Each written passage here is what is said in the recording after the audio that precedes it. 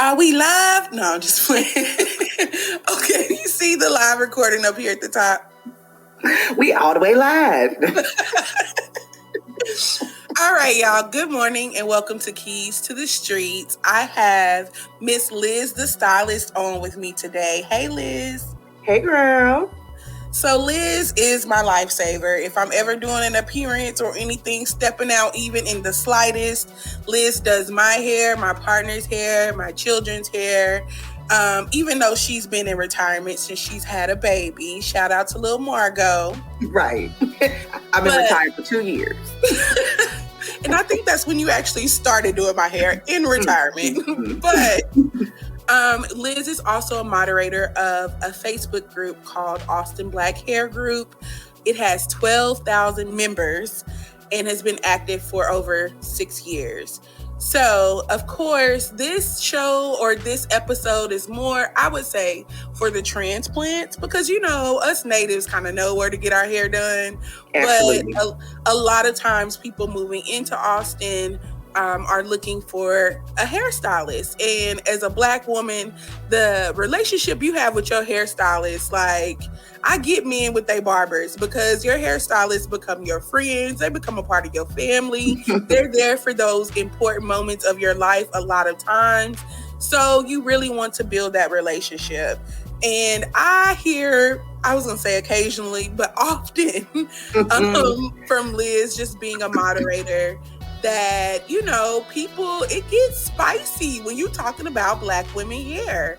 And we'll get there, but I wanted to start with just a shout out for Lizz, as she was recently featured on Spectrum News to discuss the Crown Act. So we'll start there, Lizz. How has that been, and what was that experience? That experience was so awesome. So, no lie, initially, I thought I was just there, you know, a body in the room. But I was so excited to speak in regards to the Crown Act because I'm fully licensed, but I specialize in natural hair. Most of my clients will tell you, I don't do relaxers. I've transitioned all of them into natural. It's healthier for them. No disrespect to people who wear relaxers, you know, no shade, but that's just what I focus on, right? I grew up having issues and a complex about my own natural hair. And as an adult, I was like, you know what?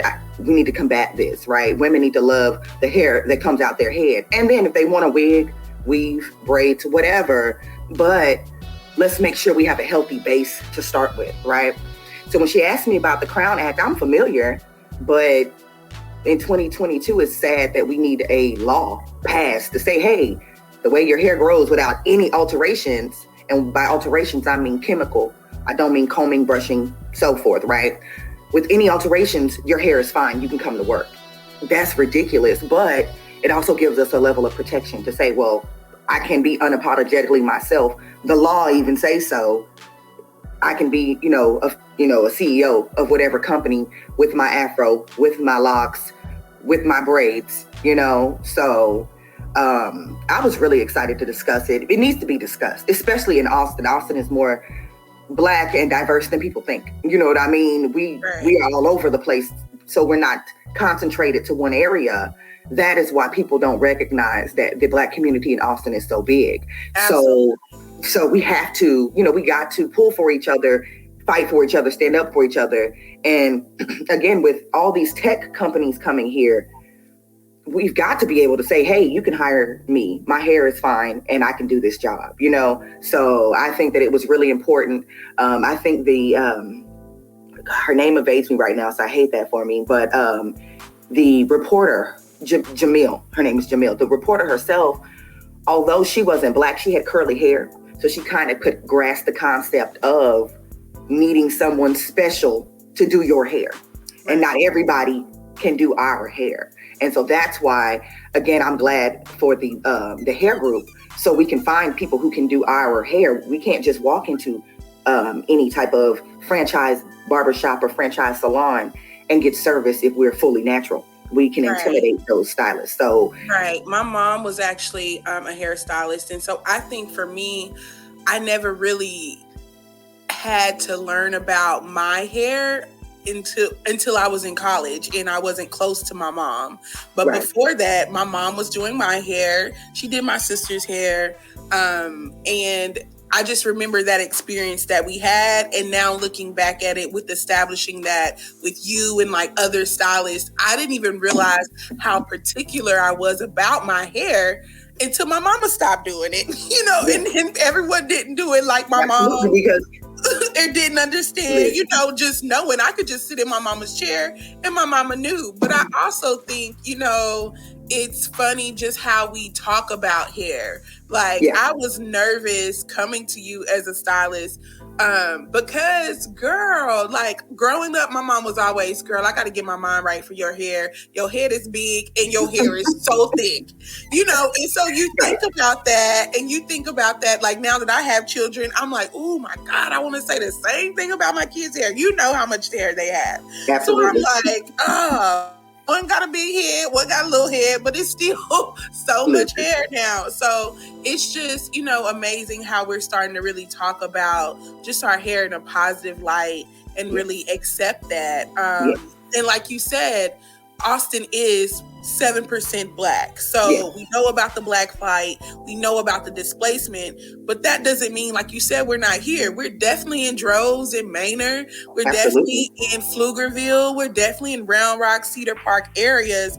So we're still in that Austin, metropolitan area. And so we still, want a good quality service and want to find people who can do our hair.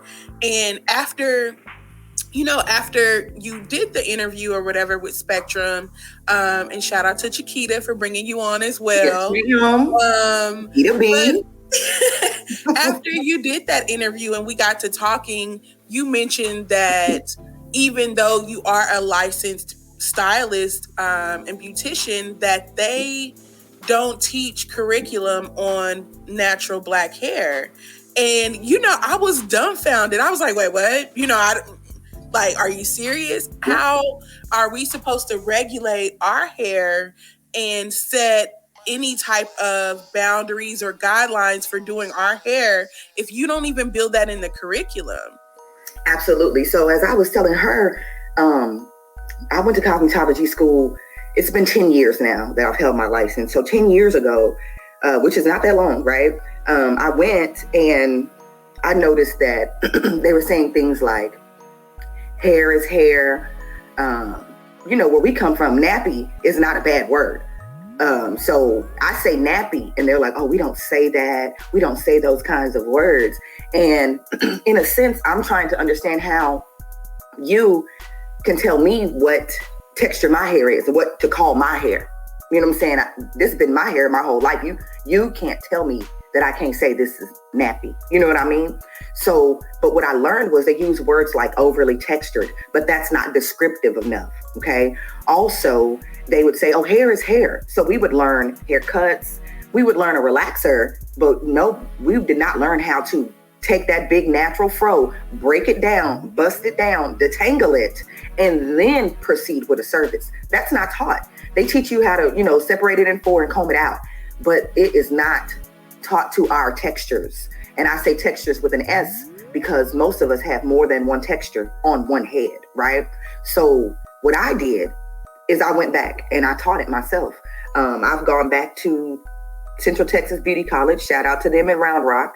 I went back there and I've taught locks and I've taught natural hair. And I just explained to the young ladies there who are mostly Black and brown in that area, in that school.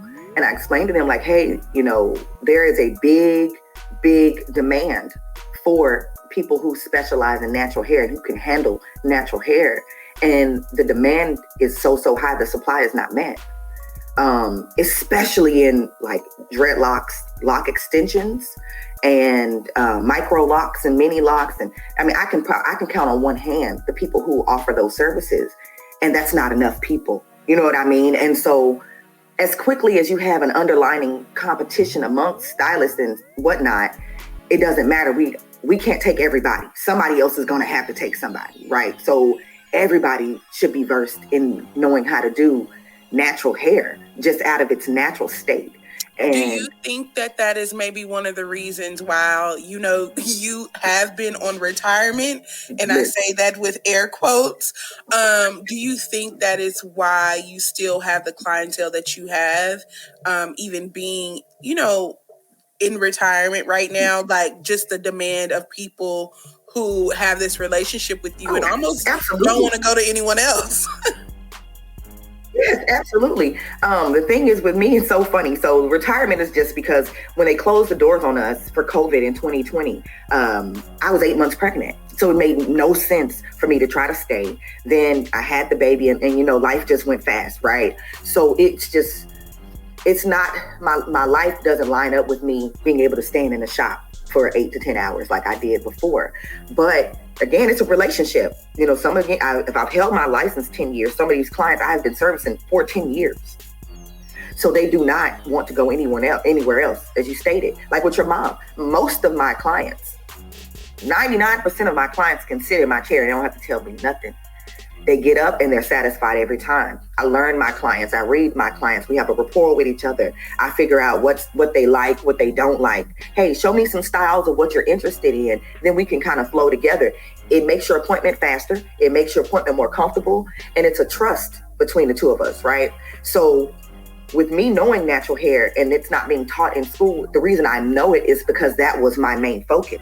So when I was in school, I took the little girls with the big, big afros that other students were intimidated by. I ain't met a head or a fro that intimidated me yet. So as quick as like yourself talking about your head big child by, that don't bother me. But you walk into somewhere else and someone will be intimidated because they don't know what to do with your natural hair. Well, what's unfortunate is if it's not taught in the school, you got to learn it in the field. If you don't know it, then how do you learn it in the field? People aren't going to trust you. Right. And that's trial and error, and like you said, like, I think going to you, it's really changed my outlook on my hair. Right. With my mom being a stylist, we always had pretty healthy hair. And even when it was relaxed, it was fairly healthy. As much as it can be with the relaxer. Mm-hmm. However, then when I transitioned to being natural, it was so much and it was overwhelming for me. And I didn't feel like I could find a regimen. And we were still very new in this, so many Black women going natural. Yes. It wasn't really just yet like all the natural hair influencers and things like that. So we all out here just looking crazy by the head, not knowing what to do, And so I felt like I kind of hit a wall with growing my hair. And then having my daughters and my partner started his locks the year we found out we were pregnant with my first daughter. So he's now had his around 8 years. Mm-hmm. So he got, Slim's locks. So everybody got hair in my family. And I was just like, I'm tired. Truth is, I'm tired. So somebody gonna have to sacrifice and not get their hair done as far as on the girl side. So I opted to get locks. And you remember when I first started, they were so short, but I wanted locks. I said, by the time I turn 30, I'm going to get locks. I chickened out at 30 because I was just like, I don't want the ugly stage. Everyone knows getting locks or even being interested in locks, what the ugly phase or ugly stages are. So I didn't want to go through that. And then the pandemic happened and I was like, well, now is the best time to do it. So I did my February of 2020. And just going to you, my hair is past my shoulders, I would say. Long hair, don't care.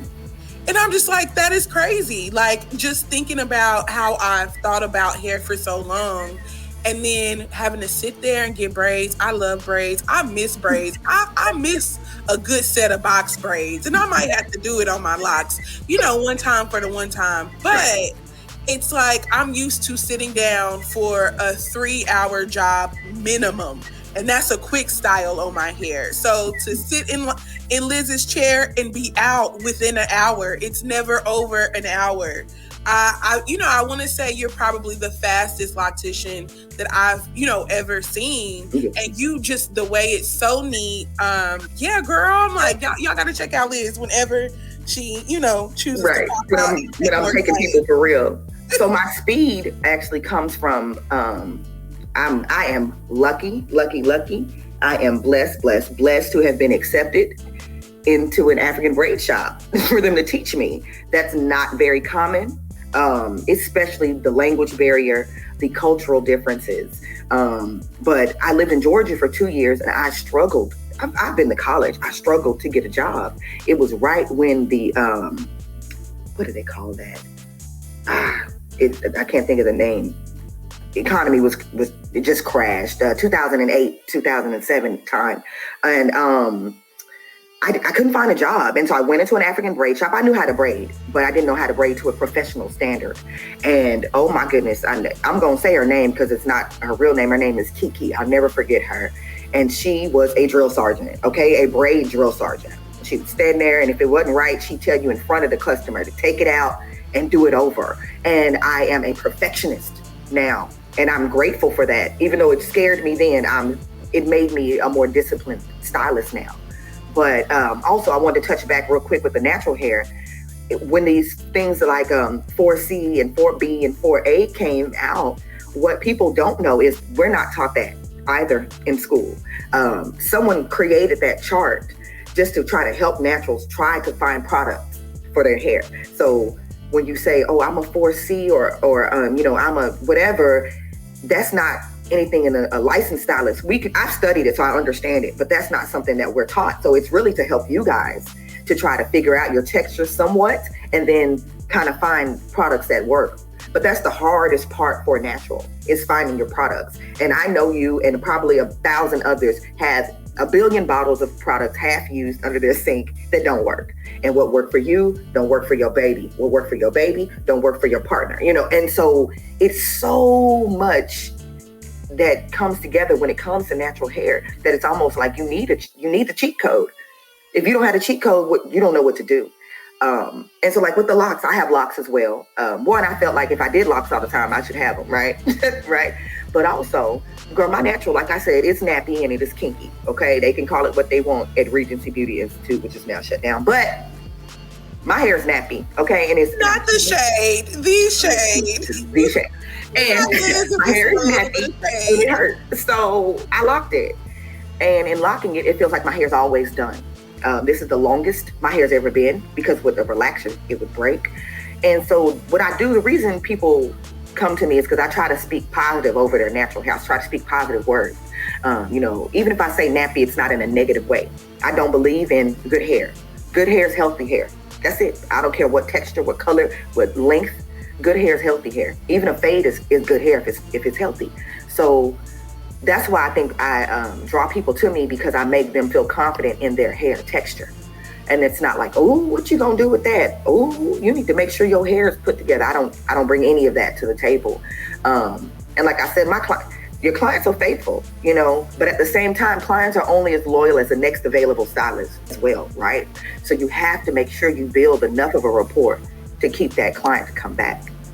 But again, people are free to solicit whatever stylist they want to, and that's one thing I want to talk about in the hair group. Oh my goodness. Yeah, so we're gonna take it back to the Facebook group, Austin Black Hair Group. So with that being said, I'm not a member of the group. And Liz was like, 'cause you got me. And I'm like, yeah, you got a point, 'cause I don't really I'm so particular about my hair. And let me be honest, I am also one of the worst clients ever. I'm gonna be late. Give me that, I'm gonna be late or I'm gonna be early. That's the worst part. I might be 15 minutes early. How you just decide to show up early? But my schedule is usually so crazy. And so I do appreciate your patience with that. But I'm a tip too, because I know I'm difficult. I believe in tipping at least 20% because I'm not gonna do my hair. I'm not and I can. But just the time it takes, it is a privilege to be able to go to a stylist. And I am so appreciative of that. But speaking of being able to, build rapport with stylists, about Austin Black Hair Group and Facebook, the home of the drama. Girl. And I say that, but I am appreciative of Facebook because I am able to network and meet so many different types of people. And you're able to build these communities and to learn about each other. And we have to do that with Black people because everyone swears we're unicorns here. You don't see us. And so the best way to start building relationships and networking is usually on Facebook. Yes. So with this Austin Black Hair Group, I hear it gets popping in there. Can you explain, like, one, what is the purpose of the group? So the purpose of the group is we really try to keep it a Black space, okay? Because like I said, we can't walk into Supercuts and get service like that. It doesn't work like that for us. So we try to keep it as Black of a space as possible. The whole premise of the group is for stylists in the area to find clients in the area, and for clients in the area to find stylists in the area. That's it. Very simple, very basic. But Lord have mercy. So I call them my babies because as a license holder of 10 years, but I've been in the hair game 25 years, I consider myself a senior stylist. So, you know, I got girls in there born in 98, 99. It was babies to me. You know, I have a child in that age range. So, and I see it. I see that they're making some of the same mistakes I made when I first came out. The number one thing that I want to just hone in on is, goodness, please hear me when I say this. It is not a personal attack for your client to go somewhere else. It does not say anything about you and your skill set. It does not. It just allow these people the opportunity to solicit whoever. You know, if they see somebody that does what you do and they're interested, let them go over there. Too many times the beef between stylists crosses over into their clients, and it can make the clients uncomfortable. So then the client is uncomfortable. They don't want to, like you said, getting your hair done is a privilege. They don't want to be caught up in your drama of whatever it is, right? And I see that so much. But the next thing is, baby, let's talk about these deposits, Liv. You ladies are allowing, and men alike, no disrespect, just stylists and in general, y'all are allowing your name and your reputation to be drug through the mud behind $15 to $25 deposits. Me personally, I didn't take deposits because I didn't need that. But I will, if it's ever gone there, I've offered a refund. Maybe in my career, I'd say maybe 3 times I've given a refund for whatever reason. It's not worth my reputation, right? So it's not worth people being online and dragging me. So I guess, like I said, I come from a privileged background and having my mom as my stylist. So I never went through that. I never paid, never did any of that. And so I don't really know, like I said, the process. And then going to you don't take a deposit, you know? So is a deposit a fair new thing as far as in, like, you know, the hair industry? So in the industry, Black hair industry? Yes. So in the Black hair industry, it is. Gotcha. The deposit is very common, and that's what I'm starting to see. Honestly, is a lot of the Black salons are stepping their game up and trying to in sync with the corporate way that the white salons are ran, because that's usually how those are ran, right? We come from the home of somebody got a shop, we go in there, we pay booth rent. But in these corporate places, people are getting paychecks, people are making commission, people have insurance, people have contracts. We don't really know a lot about that. We're stepping into that now, though, as things step up. So the deposit, I understand the deposit. Because I've always been the type that I was always booked up a lot. It was rare that I got a no call, no show. That didn't happen. And so with me not ever getting no call, no shows, or people, you know, I didn't lose anything, right? So the deposit, I get it. It's so the stylist does not have to take a full loss, right? But that could also perhaps maybe speak to your privilege in that you've had a lot of your, you know, clients consistently. Yes. And I think that kind of speaks back to what you said earlier is people can go other places. Like now you might want one particular style and it's a stylist that only specializes in that style. So you might step out, you know, and go. So even if your main stylist might do that, you might go to, you know, someone else. So I guess now it's like you said, people go to the next available person or whatever. So have you seen, like, maybe could that be the shift that we're all so fickle now and that we gonna go where we gonna go? And so people can't always expect, you know, that rapport from people. Yeah. So that's the other thing. The loyalty is different now. Like, I come from the days where you walked into the shop, you wrote your name on a piece of paper, and you sat there all day, right? Well, that's not the flow anymore. People want appointments. People want to be in and out in a timely manner. People want, they don't want to walk in and someone else be in their chair. And so what you have is some of the old school ways coming into the new school ways, but the new school not going for it. So me personally, I didn't overbook because it just made, I'm not a multitasker. Let me do one thing at a time, and I'm gonna do my best on each thing. But I don't have an opinion on stylists who double book, overbook, or however they run their, I don't say nothing about how anyone runs their business. All I'll tell a client is you find a stylist that works for you. That works for some people. That doesn't bother some people. That's fine. Whatever. They get their little lunch. They be in the shop all day. No problem. But then you have people who have anxiety issues, who have issues, people are really tapping into their mental health more, right? So you have people who are acknowledging issues within themselves, and they're like, listen, I can't do this. I can't sit in here with you all day. That can trigger some people. And so truth is, there are, from Hutto to freaking Kyle, there are amazing, I'll go all the way to St. Marcus. There are amazing stylists all the way through there. And it's so not frustrating for me because it's not personal, right? But it's so unfortunate when I see these people have bad experiences with stylists that I'm not familiar with at all because they're fairly new, they're young. When I know that there's just, amazing stylists here. And so we sometimes get a bad rep. They're like, oh, these stylists, but that's not really what it is. Our community has to understand the difference between a stylist, a braider, a barber, and a loctician. Okay.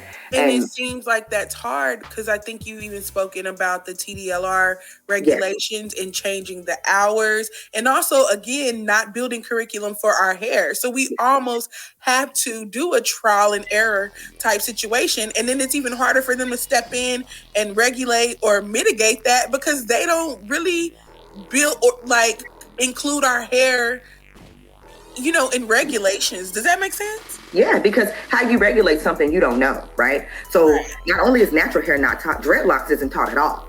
So when I went to Regency, again, name drop, when I went there, I taught my class dreadlocks because I already did them in Georgia.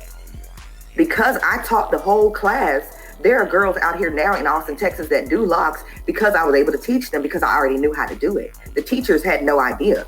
I got credited hours for teaching them that curriculum because every time you turn around, somebody has locks. So how are you not teaching that to people who are stepping out here to do hair? But the secondary to that is our hair isn't regulated. So you don't need a license to do locks. You don't need a license to do braiding because that is actually cultural.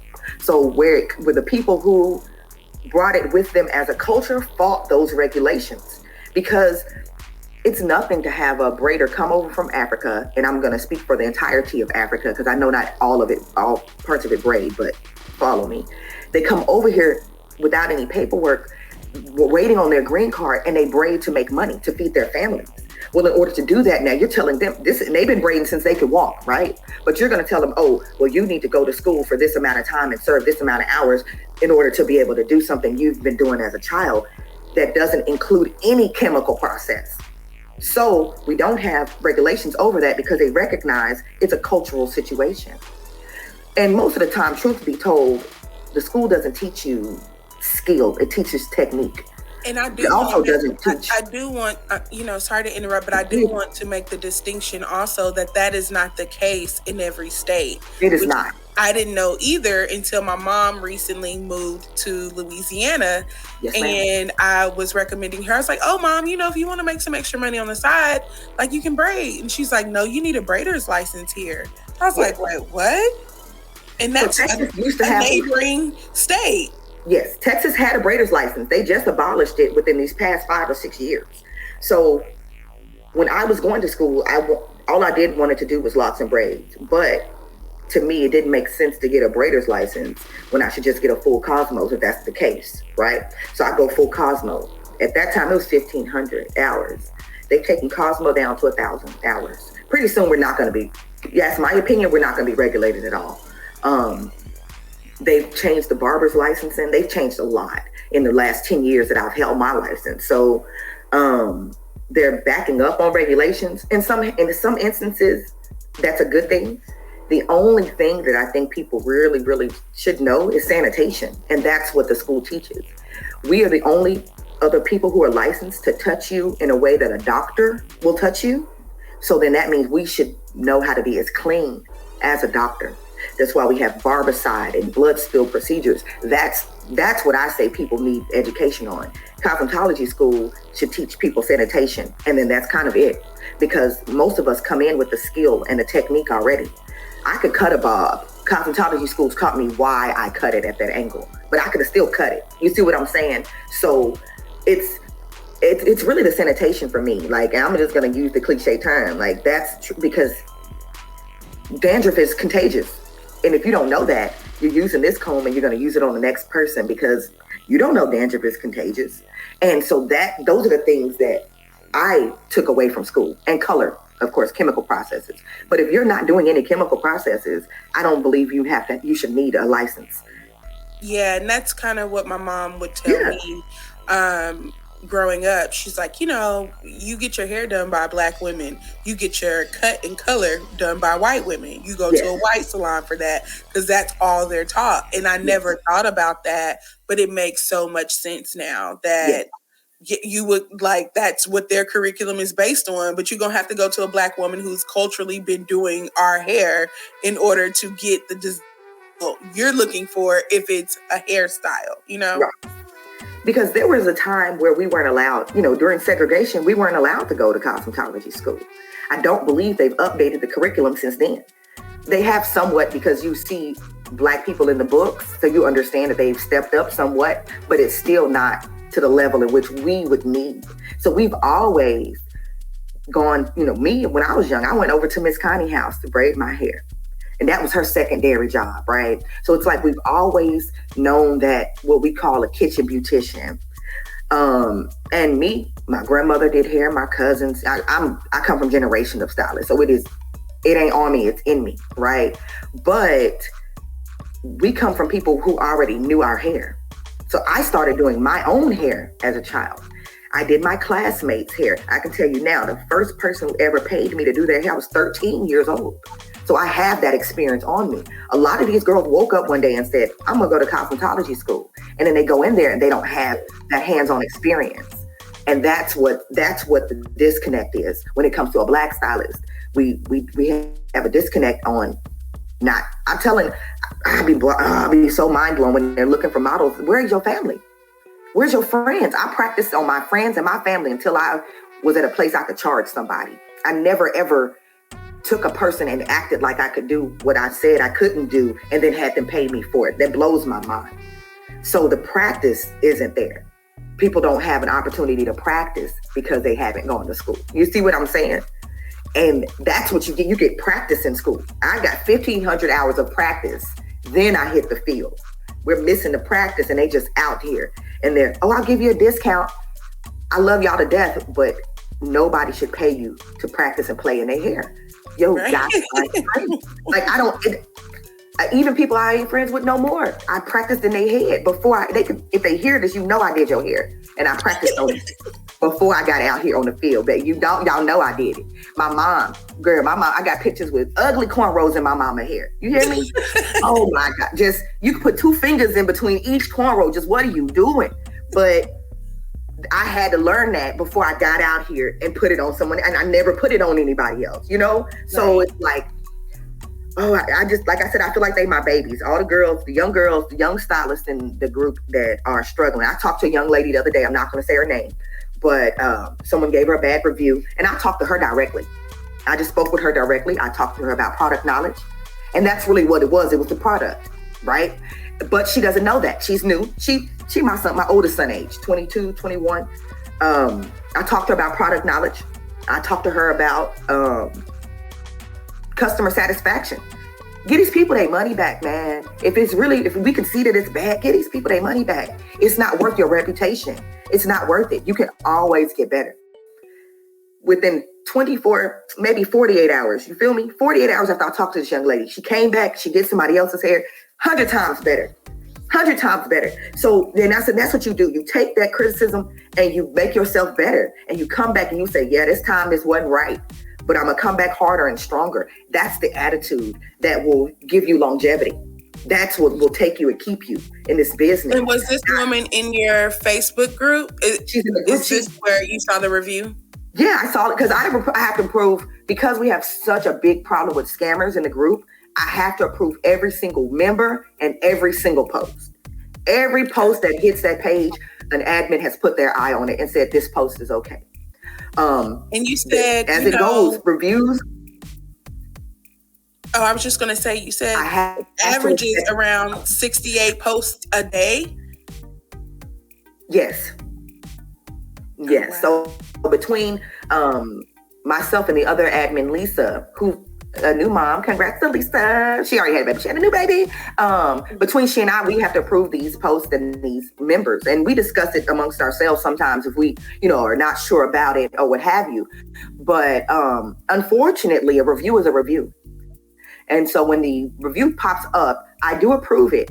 But because I am in the stylist business, I'm on the other side of it, and I can understand what happens to us.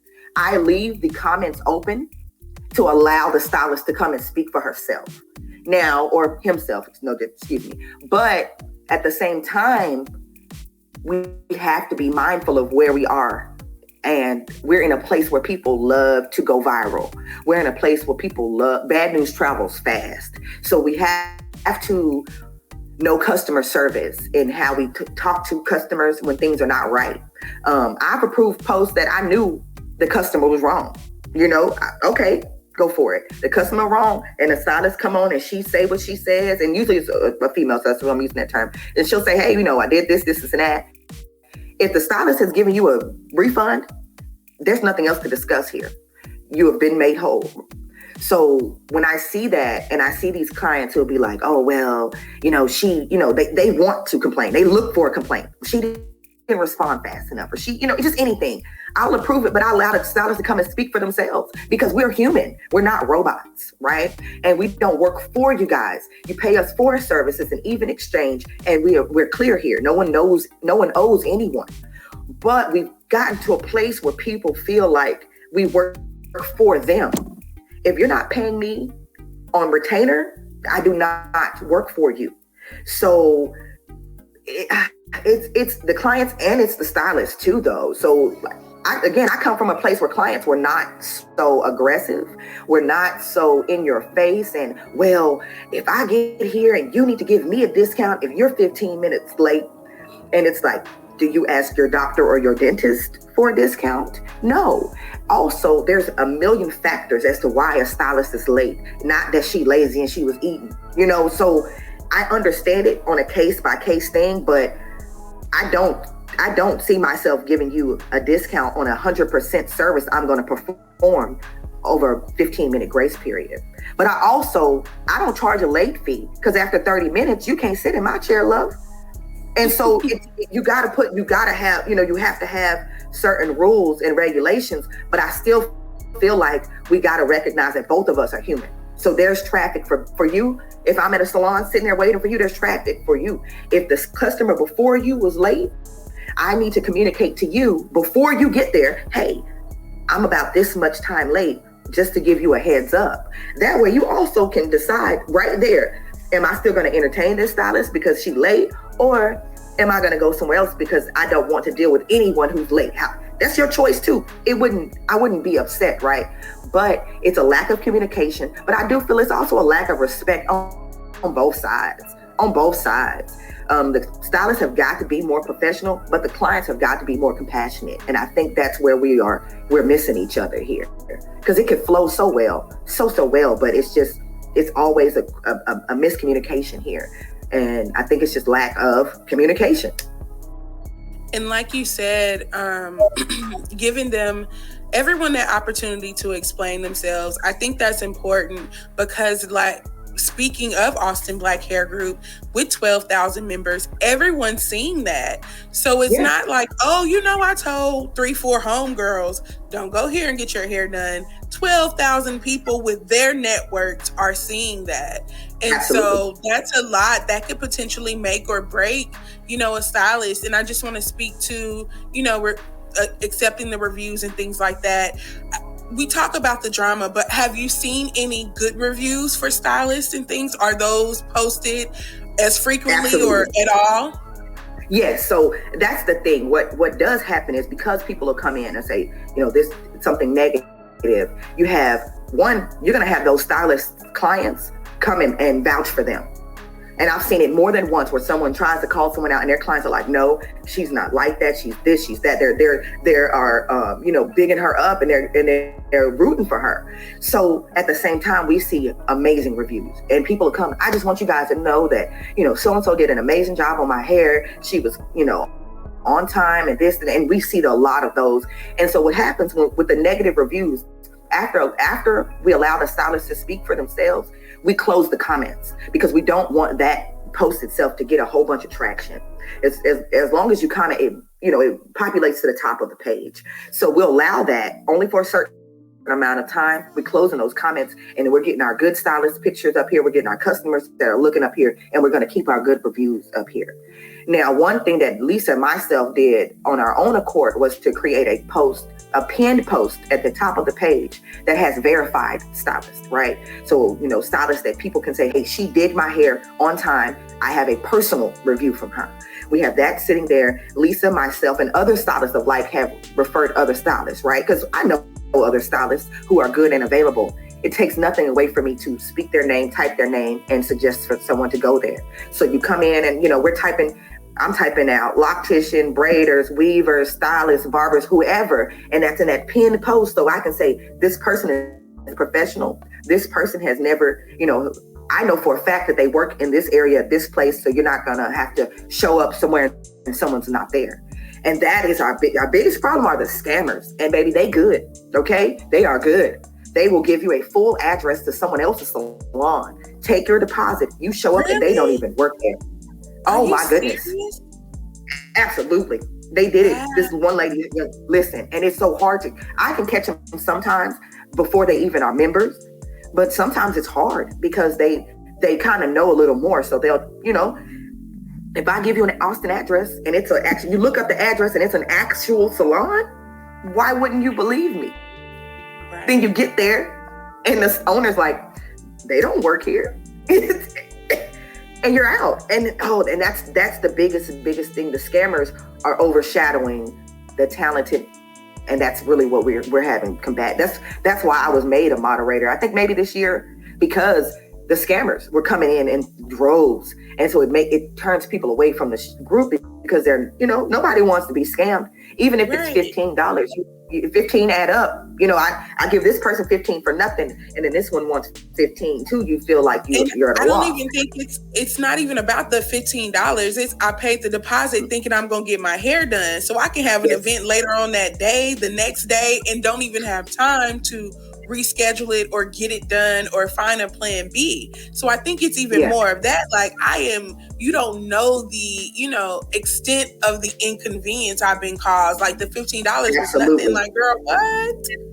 Listen, I've had people call me and they're like, I'm standing outside this shop and this girl don't work here. Or it wasn't even a real shop. Like it is mind boggling.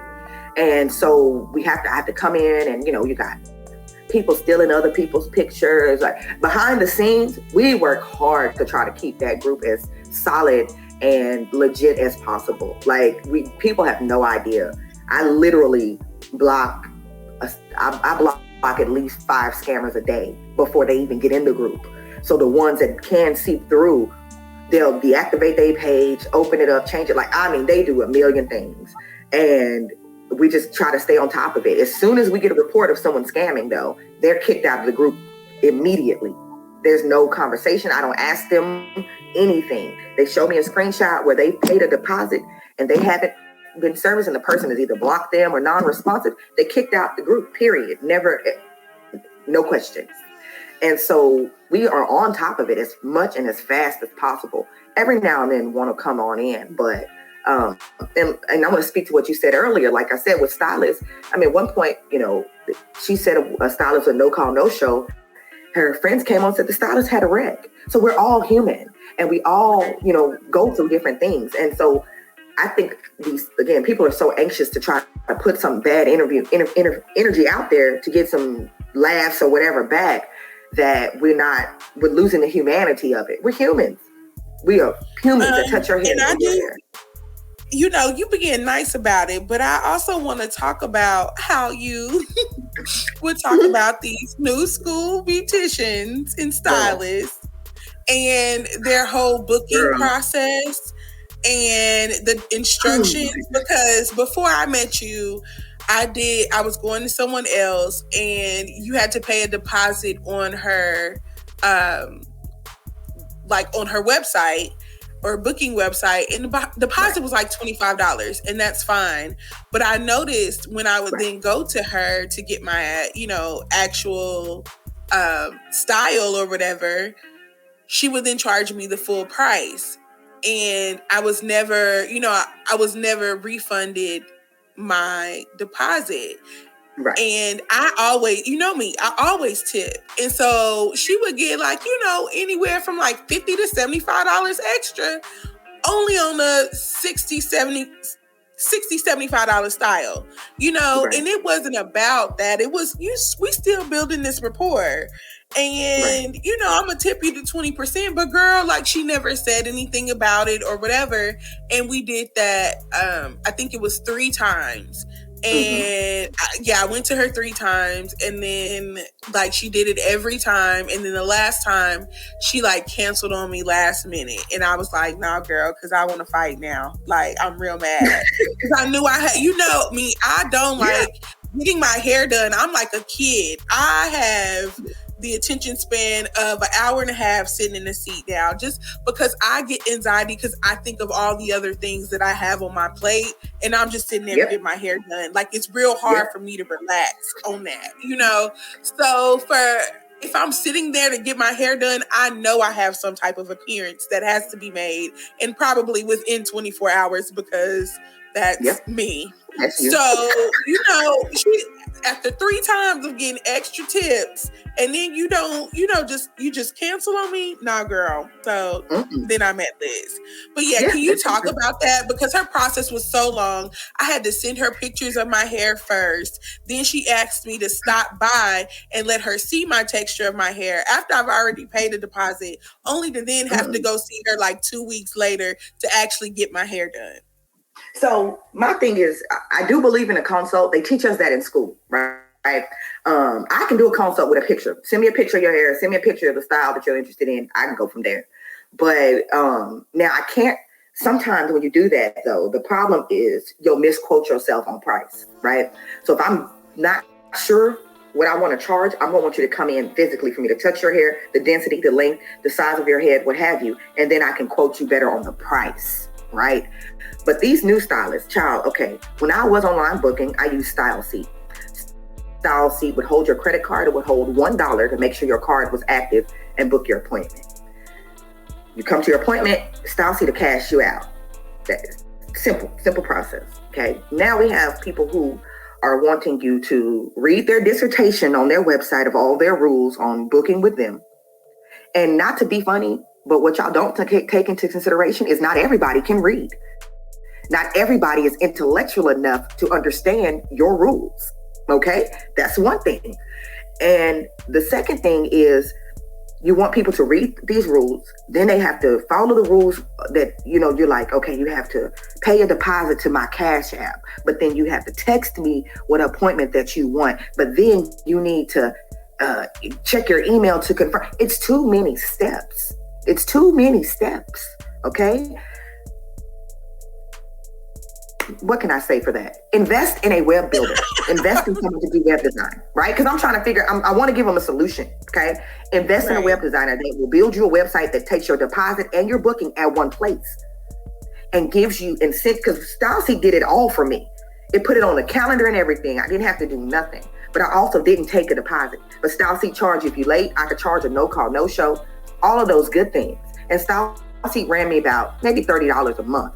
I really wanted, and I'm a picky stylist. People will tell you, like, I'm pretty finicky about certain things. But I'm not like, oh, well, you need to do this, and this before you book with me, blah, blah, blah. All I'm about is please be on time, as close to on time. I give you grace period, but like, I don't, other than that, I'm not. And really, when I was actively booking, my biggest thing was my time. Don't call me outside of my business hours, because at the time, my mother was here and I took care of her. So it affected my personal time. That's the biggest rule I had. And grown folks don't like you telling them stuff. I learned that. So when I say, hey, can you please not contact me before my business hours? I lost clients like that because they don't want me telling them nothing. And that's fine. You let them go. But these, like, it's like, baby girl, I got to pay you a booking fee. Who are you? Deposits are supposed to be refundable if people do not receive service, love. I don't know what math y'all doing, baby, but it's not mathing, okay? If you book a client and you take a deposit, if this client does not get service and the service not being rendered is on the fault of the stylist for whatever reason, give them people their money. But you get on here, and it's so funny because I was like that when I first got into business. So I see these stylists complaining about the same stuff that I was upset about. And I laugh because in the grand scheme of things, it don't matter. And the truth is, you get the clients that flow with you, that rock with you. You know what I mean? And it's not just my skill set in doing hair, it's my energy too. People come back because I'm cool, I'm chill, I make you laugh. A lot of my older lady clients, I play that music that take them back to that juke joint that one time in 68. You know what I'm saying? I try to set an atmosphere for my clients. And even though I have started to work at home, I still have a professional atmosphere. And so I think a lot of times it's lacking business sense. Some sense it doesn't make sense to take a deposit on certain things. If I'm doing a $35 hairstyle, if I'm doing some kids braids, do I need a deposit for that? Or do I need you to just show up? But people, the other thing is clients, y'all got to start showing up. Y'all got to start showing up, because that's why stylists take deposits. That's why their policies are so tight, because we lose so much. If somebody books, let's say locks start, and you start their locks at $250. So that morning you're gonna make $250. If they don't show up at all, you done ate $250. And you can't call someone else. They be like, oh, just book someone else. It doesn't work like that. I can't call. How fast, if I had a cancellation today, how fast could I call you and say, hey, come on over here, girl, I can do your hair? You still might not get here before my next client because somebody else was supposed to be here. So it's a complete L. So I get the deposit. The deposit will make the client show up. That's what you think. It'll make them show up. The deposit is supposed to go to the cost of the service. If you pay me $20 and your cost is $200, when you get to your appointment, your balance is $180. Your balance is $180. You've already paid $20 towards it. By definition, the deposit comes with a contract, love. It's like keeping an engagement ring. You can't keep it if y'all don't get married. You can't keep my deposit if you don't do my hair. And if it's not me, give me my money. Like, I be tripping. And it's really that serious. And that's on period, okay? Like, because I'm not about to give you no money for nothing. And I do hair, and I get it. I completely understand, stylists. But y'all got to get these people their deposits back. Don't ruin your reputation over $15 to $25. A chick did it just the other day, and again, in the group. She tried to call the stylist out for not being responsive. She worked with her hands. Then we couldn't understand what her complaint was because she got her deposit back. So you just dry on here with something to say, right? So the stylist clients, they on her neck because now you playing. So I let them get on her. I didn't even close the comments. I left them open because this is what you get because you playing right now. The girl get this your money. So that's what I feel like I'm at a hair appointment today because you know how we get and how we can just go. But I'm gonna stop you there, and I just want to say thank you so much for coming on today, and more importantly, like our hair, like that is a part of our self-love, and it requires having to unlearn so many things, and not just for women, for men, for Black people. Absolutely. And I want to speak to the importance of hair, because I don't think we think about how important it is to get our hair done and how that also contributes to our quality of life. Like, people, I've heard women say, you know what? I can't get my hair done in Austin. I'm going to just drive to Houston, or I'm going to just drive to Dallas. They will take a 2.5, 3 hour, drive to get their hair done. Women they consider that when moving to places. And so when we talk about this Black fight and talk about the quality of life of Black people and wanting to build a community that embraces us, that is included in the hair industry as well, and having these adequate spots that service our hair, service our natural and or relaxed hair, the wig installations, all of that. Like, I don't even think that isn't regulated. Like, I mean, I know it's a whole conversation, but is like wig wearing taught at all in cosmetology in your license requirements? They actually teach us how to construct them. But that does not teach you how to install it. So they teach us how to measure the head, but it's really more for like toupees. So we kind of get a little rough of how to make a wig, but not to install it. Like these girls are doing that is a whole new hair. As hair evolves, that's a whole new lane that isn't being regulated. And girls take these wigs seriously, because these wigs are expensive. Like, just the wig, and then the installation, that's a whole other fee, deposit, dissertation, all that. So that's neither here nor there. I just want to drive that home when we think about how we want our community to look, and the people who need to be able to live here and survive here and thrive here. And when we think of, talking about the tech industry, yes, that's one industry, but that's just one industry. How does the hair industry compare to that? The pay, the wages, while our, hair prices and stylists going up, think about the quality and the cost of living in Austin. And so I want us to think about all of those things when we consider that. So again, thank you, Miss Lizz, the stylist. Where can they find you? Instagram, Facebook, whatever you're comfortable with. You drop those. My handles. Instagram is Miss Lizz, the stylist. That's going to be MizzLizzThestyList. And like I said, I'm semi-retired, so I will refer people out. Are you accepting new clients, Miss Lizz? I am not accepting new clients. Unless I do special events, special occasions, birthdays, weddings, graduations, vacations. But like we say, clients are a relationship. I'm not in a place to start a relationship with you just yet. I'm not available. But one-time thing here and there, I can catch people. But no, she didn't say she was emotionally unavailable. Emotionally unavailable. Because it's true. It's so true. You really have a relationship. But no, I appreciate it as a stylist.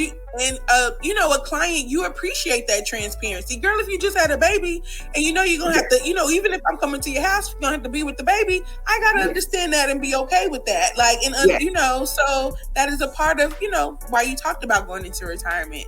But again, thank you so much, girl. As always, it's a pleasure to have you. I know you ain't accepting clients right now, but I appreciate you coming on and dropping these gems and the knowledge. I will refer them out to whoever they need. They tell them they can hit me up, and I have referrals in my pocket for whatever service they need. Because I moderate the group, I know the top stylists in there, locticians, barbers, etc. I got you. If you need somebody, holla at me, and I'll point you in the right direction. But yes, y'all tune into Austin Black Hair Group.